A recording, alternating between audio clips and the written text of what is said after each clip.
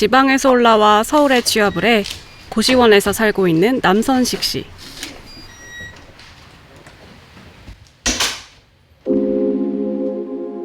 지금 24살이고 독서모임 플랫폼 회사에서 매니저로 일하고 있습니다. 이쪽에 서울에서 직장을 구하게 돼가지고 여기 회사 바로 옆이거든요, 고시원이. 그래서 처음으로 고시원에 들어와서 생활하게 됐고, 직장과 가까운 도심 한가운데 사회 초년생인 그가 선택할 수 있는 주거지는 몇 군데 없었습니다.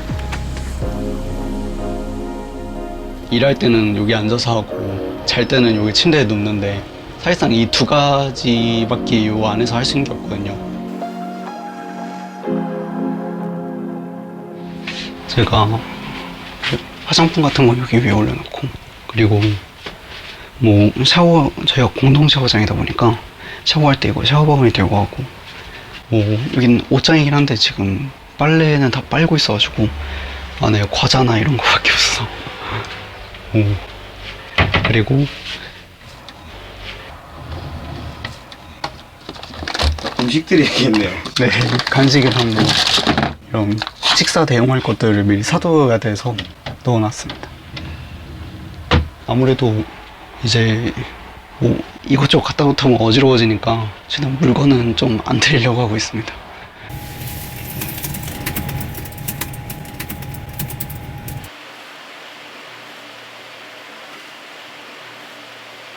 저만의 공간이 고시원 방 하나다 보니까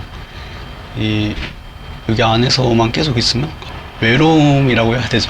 그런 걸 많이 느낄 때가 많고, 사실 답답하고 그래서 밖으로 나갈 때가 엄청 많죠. 네. 갑갑할 때면 옥상에 올라오곤 합니다.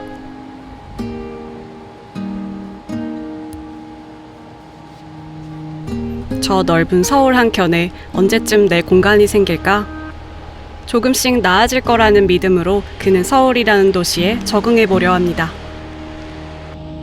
좀 불편하더라도 참고 견디다 보면 더 좋은 생활이 미래가 올 거라고 생각을 하기 때문에 그런 긍정적인 생각하기 위해서 올라오는 것 같아요. 서울의 다른 청년들은 어떨까요? 1인 가구 청년 60% 이상이 10평 이하의 공간에서 살고 있습니다. 당장 내일내일에 일할 것을 생각하기에 급급하지, 그 공간에서 나는 여기에서 10년 뒤에 뭘 해야지, 나는 여기에서 뭐 10년 뒤에 누구랑 어떻게 살아야지, 이런 것들을 낙관적으로 상상하는 건 너무 어려운 일이에요. 이 모든 것이 젊은이들의 어떤 그 선택에 영향을 주는 방식으로 나타나고 있다라는 것. 그러니까 이런 스트레스가 출산율에 영향을 준다라는 것, 굉장히 관련성이 높은 거고요. 합계 출산율 0.78시대. 하지만 서울의 합계 출산율은 그보다도 훨씬 낮은 전국 최하위를 기록하고 있습니다. 이것은 무엇을 의미하는 걸까요? 예전 아주 오래전에 60년대 말에 칼 혼이라는 사람의 쥐 실험에서도 명료하게 검증되었던 어떤 그런 관계입니다. 그 밀도와 출산율의 관계. 미국의 생태학자이자 행동과학자였던 카룬 박사의 실험이었습니다. 생존에 필요한 모든 요소들이 충분하게 공급되는 제한된 공간. 개체수가 많아지면 쥐가 어떤 행동 변화를 보이는지 관찰해봤습니다. 초반에는 개체수가 빠르게 늘었지만 공간의 밀도가 높아지자 출산율은 급격히 감소. 600일이 되자 개체수는 더 이상 늘지 않았습니다. 실험의 끝은 어느 부분에서 출산율이 감소를 하다가 나중에는 아주 출산을 포기하는 단계까지 가더라라는 것. 그래서 결국은 그게 하나의 트렌드로 자리 잡고 그게 익숙해진 상태에서 사실 쥐가 거의 멸종 위기에 가는 어떤 그런 단계까지 갔다라는 이 60년대 말에 하나의 실험에서도 나타났습니다. 서울은 이대로 괜찮은 걸까요? 일자리와 기회를 찾아 끊임없이 몰려드는 청년들. 경쟁은 치열하고 삶은 팍팍합니다. 그야말로 악순환이죠. 왜 다른 선택지는 없는 것일까요?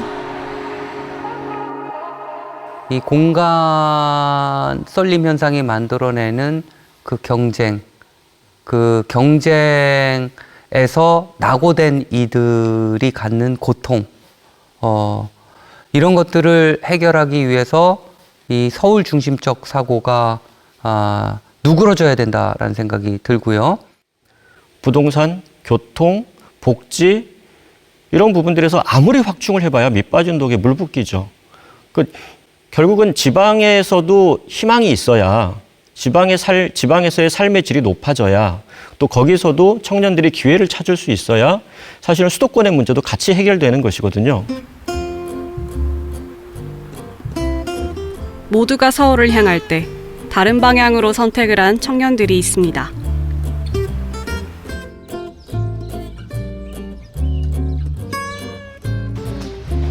서울에서 남해로 내려온 성민 씨.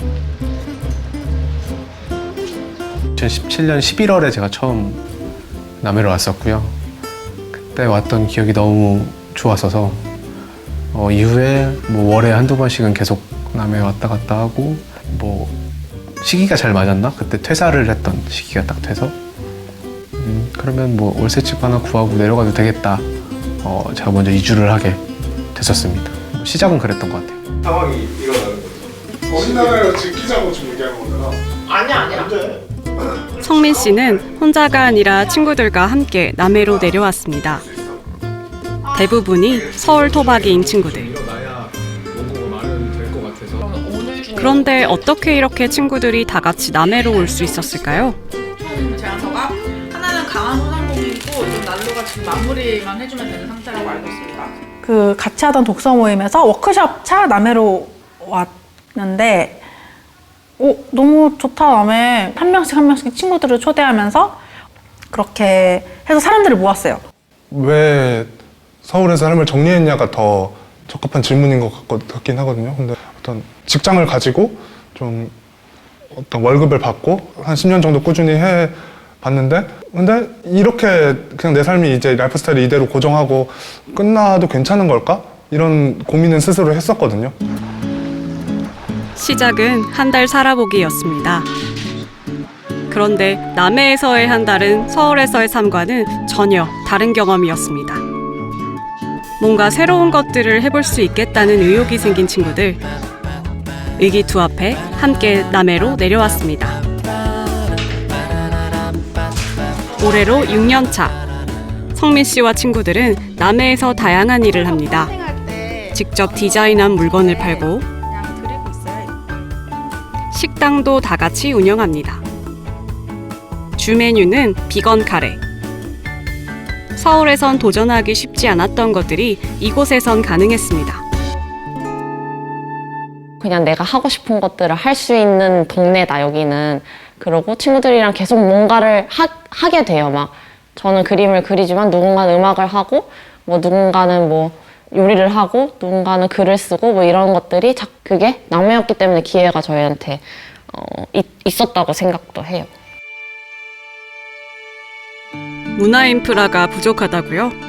그래서 지역에서 할 수 있는 문화 행사나 축제도 직접 기획해서 만들었습니다.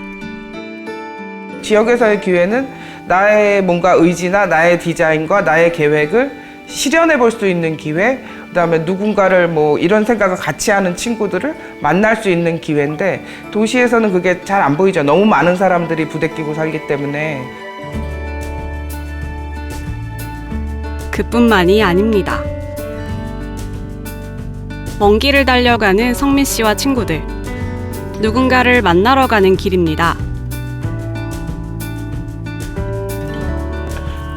남해에는 성민 씨와 친구들 외에도 귀촌한 청년들이 꽤 있습니다. 여기서 말하는 삶의 끝과 체류하는 사람, 정착에서의 삶의 끝과 어떤 체류하는 사람의 삶의 청년들이 남해를 선택한 이유는 뭘까? 남해에서 그들의 삶은 어떻게 달라졌는가? 깊이 있는 질문들이 오고 가는데요. 성민 씨와 친구들은 잡지도 만들고 있습니다. 제목은 우리가 소멸하는 방법이라는 잡지고요. 남해로 초기에 내려오고 난 다음에 지방소멸 이슈를 저희가 접하고 나서 이런저런 얘기를 많이 했던 것 같아요. 그러다 보니까 자연스럽게 이 이슈에 대한 어떤 컨텐츠를 만들고 싶다라는 이야기로 전개가 됐고,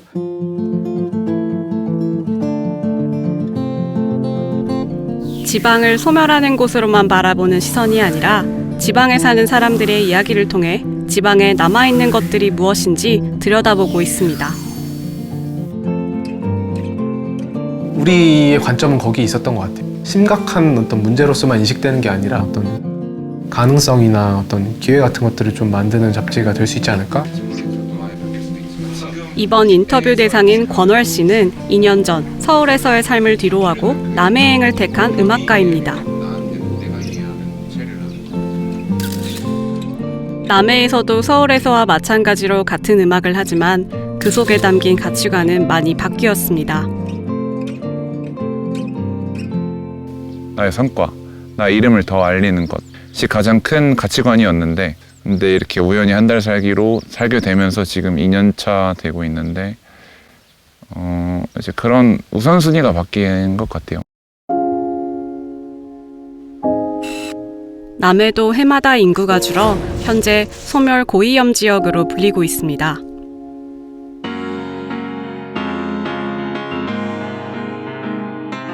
하지만 관점이 달라지면 불리는 이름도 달라집니다.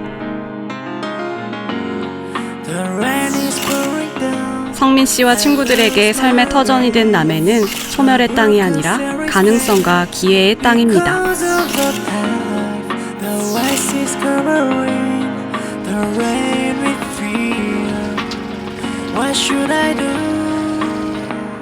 청년들의 일상도 많이 달라졌습니다.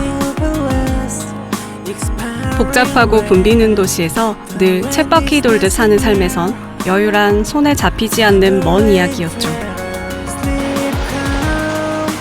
하지만 이곳에선 천천히 제 속도대로 가도 충분히 닿을 수 있는 거리에 여유가 있습니다.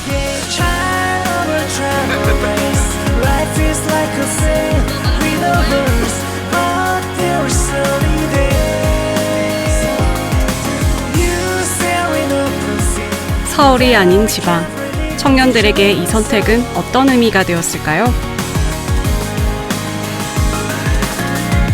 내 것을 보여줄 기회가 오히려 더 많은 느낌?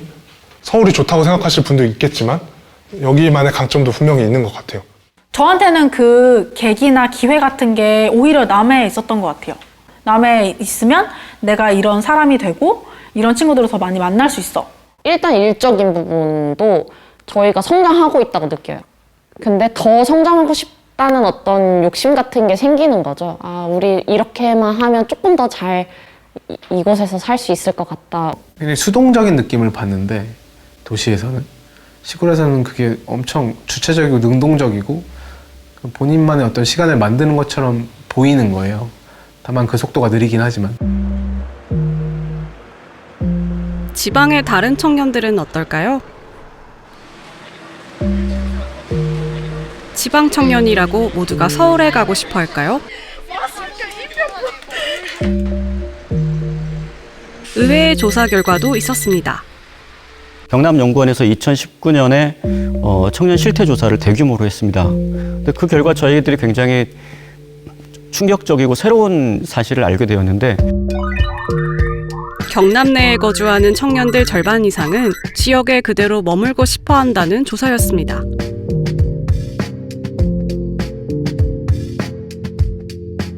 이것은 무엇을 의미하는 걸까요? 그다음에 뭐 지역의 청년들 지방 청년들의 이야기를 좀 더 듣기 위해 한 대학을 찾았습니다. 질문 뭐 하는 거고 많이 답하는 거긴 한데 지방이 청년들을 붙잡아두기 위해서는 무엇이 필요할까요? 저는 솔직히 문화생활에 있어서는 서울이 많다고 생각을 하거든요. 문화생활은 뭐 어떤 거야? 막 갤러리전이나 아니면 놀이공원? 만약에 기회가 된다면 서울 살고 청년들이 지방에 남고 싶어하는 이유 속에 그 힌트가 있지 않을까요? 부동산에 있어서도 부동산가가 낮아서 생활비에서 드는 비중이 적다. 그게 가장 큰 것 같고요. 두 번째로는 아무래도 제가 평생을 여기서 살았다 보니까 지인들도 여기 있기 때문에 그것도 한 몫을 하는 것 같습니다. 나는 과연 서울에 가서 적응을 할 수 있을까 뭐 그런 생각도 들고 그런 부분에서 이제 생각을 하다 보니까 그냥 남아있겠다 이런 생각을 하는 것 같습니다. 조금 이중적인 마음을 가지고 있는데 머물고 싶다는 생각이 있는 한편으로 이제 직업적 기회나 혹은 이제 네트워킹을 위해서 수도권으로 올라가고 싶다는 생각도 한편으로 가지고 있습니다. 청년들이 지방을 떠나고 싶지 않은 가장 큰 이유는 가족과 주거였습니다. 상당수의 청년들은 지방을 떠나고 싶지 않아 했습니다. 여기에 가장 큰 이유로는 친구와 가족이 있고, 그리고 내가 여기서 계속 살아왔기 때문에 여기서 살 수만 있다면 계속 지방에 남아서 살아가고 싶다고 그런 의사를 표현했습니다. 결국 청년들은 떠나고 싶어 하는 게 아니고 어쩔 수 없이 떠나는 것이죠. 근데 우리가 누굴 보냐면 사실은 이 나가려고 적극적으로 나가려는 청년들만 보다 보니까 이 갈팡질팡하는 청년들의 고민을 잘 안 들어주는 것 같고 남아있는 청년들은 무시하는 거예요. 청년들이 신호를 분명히 보냈고 뭔가 목소리를 내고 있었는데 못 듣는 경우가 많은 거예요. 가고자 하는 청년이 아니라 남고자 하는 청년들을 어떻게 붙잡을 것인가. 지방 소멸을 바라보는 질문은 이제 바뀌어야 할 것 같습니다. 그때 자료 찾아본 적 있는데 울산이랑 그 일자리라는 것은 양질의 일자리고 또 다른 한편에서는 다양한 일자리거든요. 두 번째는 이제 문화라는 측면에 있어서 콘텐츠 소비가 좀 어렵다. 그러니까 다양한 요구를 어떻게 대응하느냐, 어떤 식으로 청년들의 목소리를 들어주느냐에 따라서 사실은 굉장히 매력적인 공간이 되면 또 찾아오는 거거든요.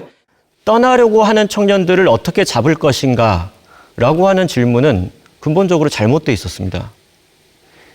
남고자 하는 청년들에게 뭔가 비전을 심어줄 수 있다고 한다면 저는 아마 그 청년들이 굳이 수도권으로 많은 비용을 또 본인이 원하지도 않으면서 그렇게 올라오는 일이 좀 더 줄어들지 않을까? 다시 돌아온 서울은 여전히 화려하고 아름답게 빛납니다. 하지만 반짝이는 불빛에 가려 우리가 보지 못하는 것은 무엇인지 질문해야 합니다.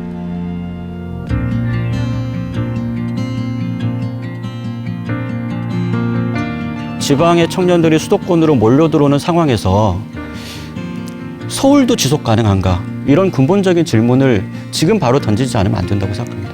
인구의 총량도 중요하지만 중요한 거는 인구의 분포입니다. 그 남아있는 인구가 어떤 분포를 가지고 살고 있는가. 서울 중심적 사고를 탈피해야 출산율도 지금의 상태에서 벗어날 수 있지 않을까.